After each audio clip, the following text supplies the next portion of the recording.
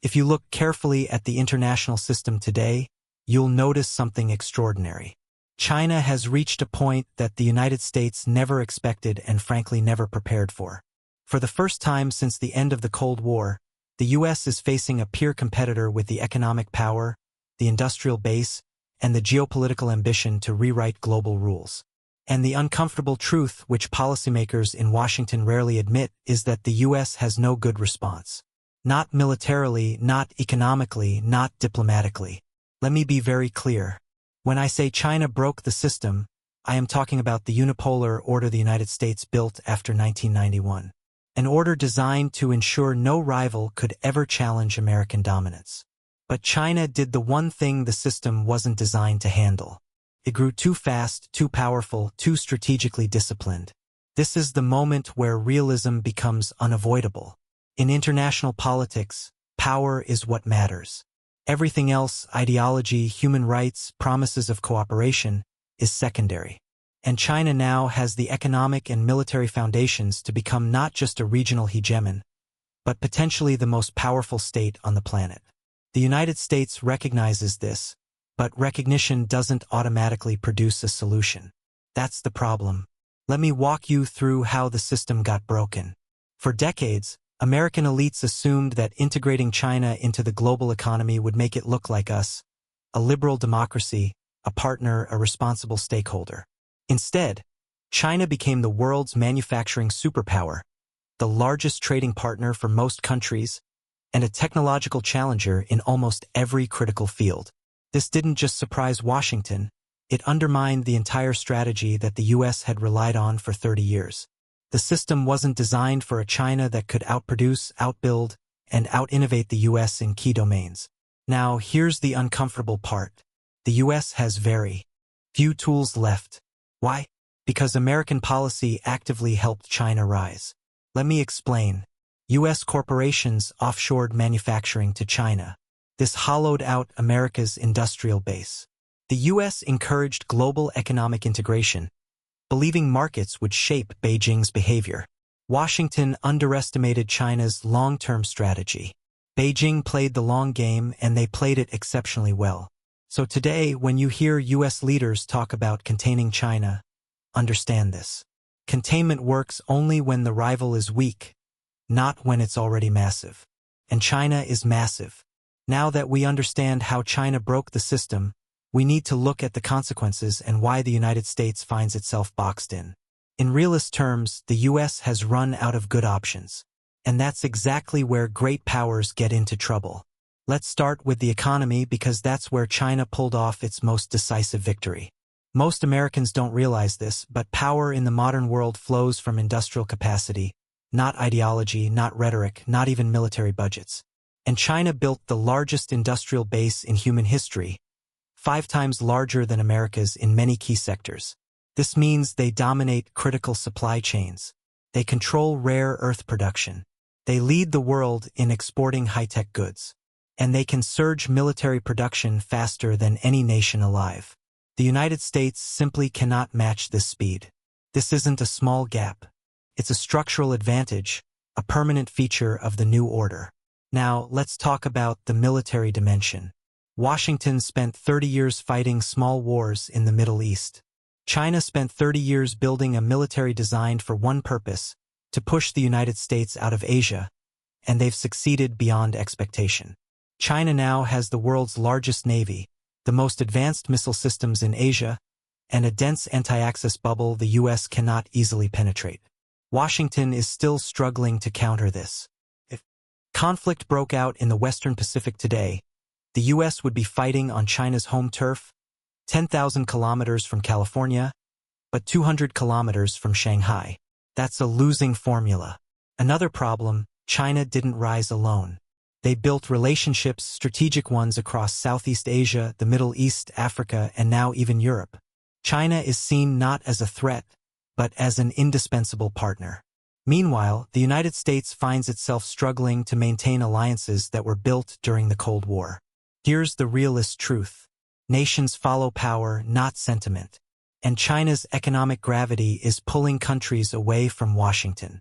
Even long-term U.S. partners, Saudi Arabia, Turkey, Brazil, South Korea, are now playing both sides. This is how multipolarity begins, quietly, gradually, and then all at once. Now, the key question, why can't the United States simply turn this around? The answer is simple. Time. China has already crossed the threshold.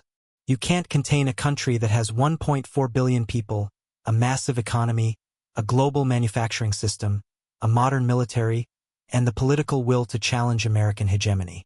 Containment works only when the rival is small and fragile. China is neither.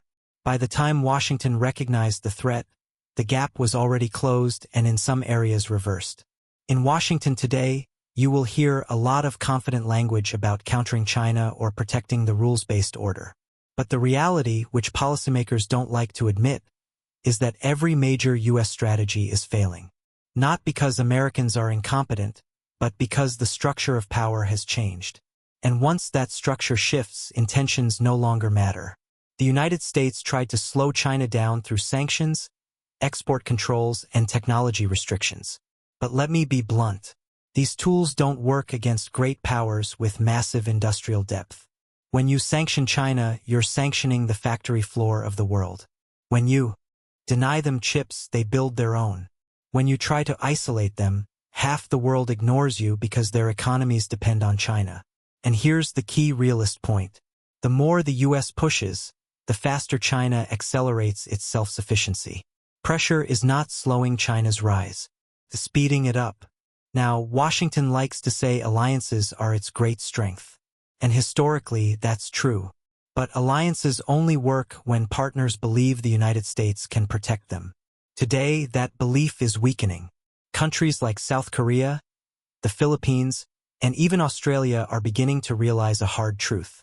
If war breaks out with China, they will become battlegrounds, not beneficiaries. And many Asian states don't want to choose sides at all. They want U.S. security and Chinese money. This creates strategic paralysis. From a realist perspective, this is fatal because if allies don't fully commit, alliance structures collapse under stress. The U.S. has spent years trying to surround China with bases and forward deployments. But encirclement doesn't work when the opponent is fighting in its own neighborhood and you're fighting from across the ocean. The U.S. cannot maintain escalation dominance in the Western Pacific. It cannot win a prolonged war 10,000 kilometers from home. And it cannot afford the losses required to break through China's anti-access systems. All the Pentagon war games show the same conclusion. America loses or wins at catastrophic cost. In great power politics, those outcomes are indistinguishable. Now, I want to discuss the scenario U.S. officials fear the most. It's not war. It's not even a financial crisis. It's a peaceful Chinese hegemony in Asia. No shots fired, no invasion, just gravity, the gravity of power. Countries gradually align with Beijing because it offers more than Washington can. And the United States wakes up one day no longer the central power in the most important region of the world. This quiet transfer of power is more frightening than war because there's no clear way to stop it. When China becomes the dominant power in Asia, the world becomes more competitive and dangerous. Great powers don't like sharing space. They don't tolerate rivals in their neighborhoods. This doesn't mean they're evil. It means they're normal. This is how great power politics works. The United States will remain a formidable global power, but not in Asia. Distance matters. Logistics matter. Industrial capacity matters. Asia will no longer revolve around Washington. It will revolve around Beijing. Once China dominates Asia, the international system transitions from a unipolar world dominated by the United States to a full multipolar order. China dominant in Asia. The United States dominant in the Western Hemisphere. India rising. Russia acting as a strategic disruptor. Europe gradually becoming a secondary power. Multipolar systems are historically the most war-prone, and we are heading directly into one. Is there anything the United States can still do? Only 3 realistic options. Rebuild American industry, manage deterrence carefully, and accept a painful truth. You cannot stop the rise of another great power once it reaches critical mass. You can only adjust to it. China didn't just grow. It transformed the international system. And whether the United States likes it or not, that transformation is permanent. The unipolar moment is over. Power is shifting east. History is moving with it. This is not a story of good versus evil. It's a story of structure, power, and inevitability. And we are all living through the most significant geopolitical transition of the 21st century. If you want to understand the next 50 years, don't look at speeches or narratives. Look at power, because power is what shapes the world. It always has and it always will. Thanks for watching.